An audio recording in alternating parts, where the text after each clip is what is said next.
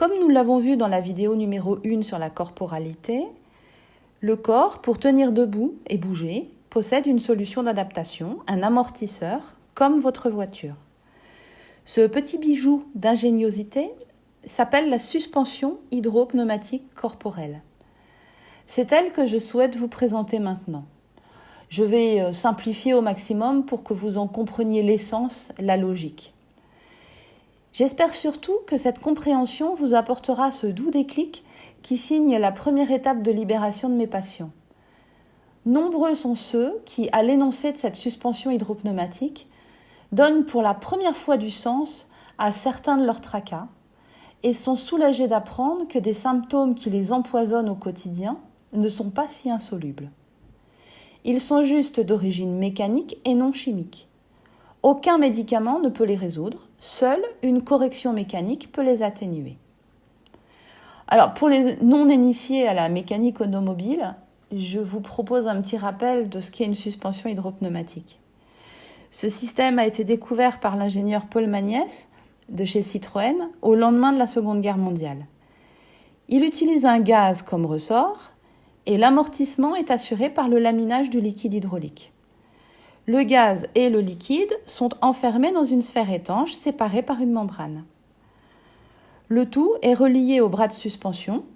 Ce système permet donc de compenser l'enfoncement de la suspension par le remplissage du vérin hydraulique et donc permettre une assiette constante, quelle que soit la charge. Pour votre corps, c'est la même chose, sauf que cette suspension est le corps lui-même. La sphère étanche est constituée par votre tronc. Celui-ci est composé d'un premier compartiment étanche, représenté par les poumons, enfermés dans la plèvre, tissu inextensible. Les poumons contiennent en permanence de l'air, car si vous soufflez au maximum de vos possibilités, une quantité d'air résiduel reste bloquée dans les poumons pour éviter qu'ils se rétractent. Un second compartiment étanche est constitué par le péritoine. C'est une sorte de peau inextensible qui forme un sac dans lequel se trouvent vos organes. Ceux-ci sont en permanence remplis de sang, de lymphe, de liquides divers, des résidus liquéfiés de votre dernier repas. Une membrane puissante sépare ces deux compartiments, votre diaphragme. Le diaphragme étant le muscle le plus puissant de l'organisme. Le tout est relié à un bras de suspension, beaucoup plus complexe que celui de votre voiture, car constitué par tous vos muscles, enchaînés les uns aux autres par des enveloppes inextensibles, les fascias. C'est aussi ce qu'on appelle les chaînes musculaires. Elles relient toutes vos articulations, de la tête aux pieds. Et le point de liaison entre ce bras de suspension, ces chaînes musculaires, et la suspension hydropneumatique est le diaphragme. Ce qui, de facto, crée un lien permanent entre votre diaphragme et toutes vos articulations. C'est cette suspension et le travail du diaphragme qui va permettre de vous adapter à votre environnement. Alors, vous avez sûrement entendu dire que le diaphragme est le muscle de la respiration. Peut-être que vous savez également que la respiration est un outil puissant pour se détendre et apaiser son stress. Maintenant, vous découvrez que votre diaphragme est le chef d'orchestre de votre corps, et ce, des pieds à la tête. Par voie de conséquence, il est le maître absolu de votre posture. Retenez déjà que ce qui se passe dans vos poumons et ce qui se passe dans votre ventre définit le niveau de confort de votre position debout et a fortiori vos capacités de mouvement. Retenez également que cette suspension hydropneumatique a un rôle prioritaire pour adapter l'être humain que vous êtes à ce qui se passe à l'intérieur de vous, mais aussi à ce qui se passe à l'extérieur de vous. Prioritaire veut dire que votre corps s'adaptera toujours au détriment de votre confort articulaire périphérique. Le centre est privilégié par rapport à la périphérie. Donc quand ça coince en périphérie, douleur ou inconfort articulaire, quelle que soit l'articulation, c'est toujours parce que la suspension hydropneumatique est en difficulté. Pour votre voiture, si vous roulez en permanence sur des routes défoncées ou que vous conduisez comme un fou, vos amortisseurs vont s'user beaucoup plus vite. La mécanique mal sollicitée va mal vieillir trop vite et sera susceptible de casser prématurément.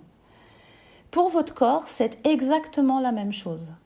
La question ici, ce n'est pas de courir vite toute la journée sur des chemins en mauvais état, on est bien d'accord. La question, c'est d'avoir des attitudes inconscientes, irrespectueuses pour le corps. Vous comprenez déjà que le domaine est vaste. Mais c'est également subir des environnements toxiques ou des situations inacceptables.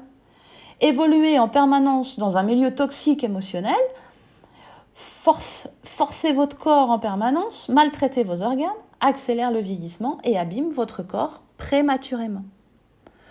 On parle beaucoup de harcèlement au travail ou des maltraitances psychologiques comme des souffrances émotionnelles difficiles à vivre. Il faut comprendre que toutes ces situations toxiques ont un impact visible, clairement décrit et factuel sur cette suspension hydropneumatique. Elle crée évidemment un vieillissement prématuré du système et un vieillissement accéléré du corps tout entier. Cette exigence d'adaptation décide absolument de tout pour toutes vos articulations. C'est important que vous compreniez cela. En fait, toutes vos chaînes musculaires passent par le diaphragme. Cela veut dire que toutes vos chaînes musculaires sont régies par cette suspension hydropneumatique.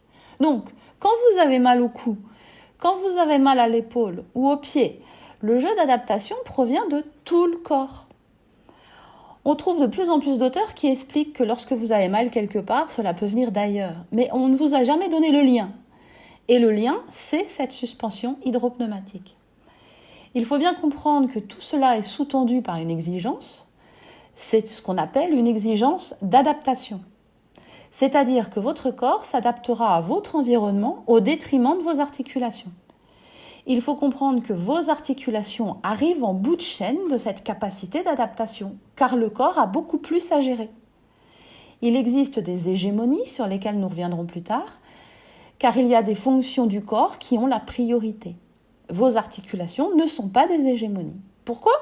Parce que le but est que vous teniez debout, que vous arriviez à faire quelques pas, quoi qu'il arrive, même si c'est avec une épaule bloquée et un genou déformé.